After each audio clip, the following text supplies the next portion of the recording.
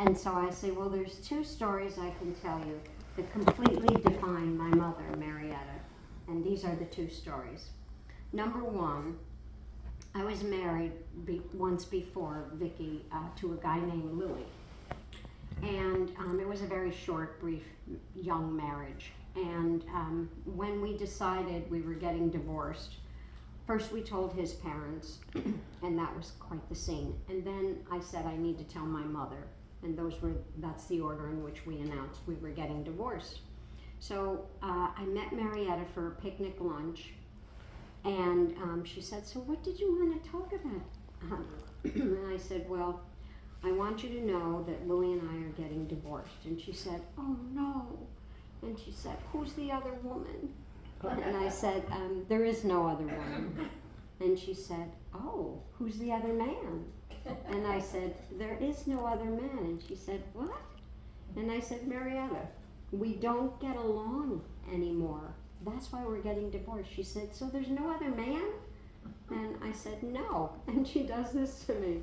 She hits me with the back of her hand and she said, Louise, how many times have I told you, you never leave one man until you have another one waiting? So that was Marietta in a nutshell. But the other story I wanted to share took place in Atlantic City.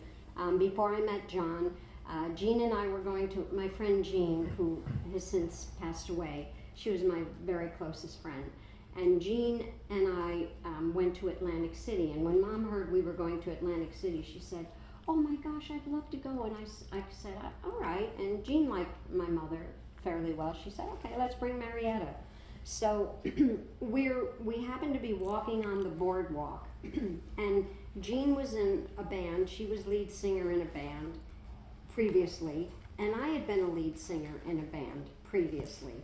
So we had this love of music together. We used to play guitars together and sing and all that. So we're walking along the boardwalk, and it was Marietta, Jean in the middle, and me. And I happened to look over, and I saw this woman lying on what looked like a gurney, like from an ambulance, and one of those beds they put in the ambulance. And she's laying on her stomach, and she's only a torso and a head. She has no legs and no arms. And she's playing the organ with her tongue. And I looked at her and I thought, oh my God, and she's got a can, in front of her looking for, alms. Tips. And so, excuse me, so I looked at Jean and I said, oh, Jean, that is so sad. And she said, what? I said, that woman over there playing the organ. And Jean looked and she said, oh my God, that's terrible. And Mom says, what? And we said, Mom. And we pointed out the woman playing the organ with her tongue. And Mom looked at it and she's watching the woman and watching the woman. And then she looks at us and she said, why is that sad? She plays beautifully. She said, can either of you play the organ like that?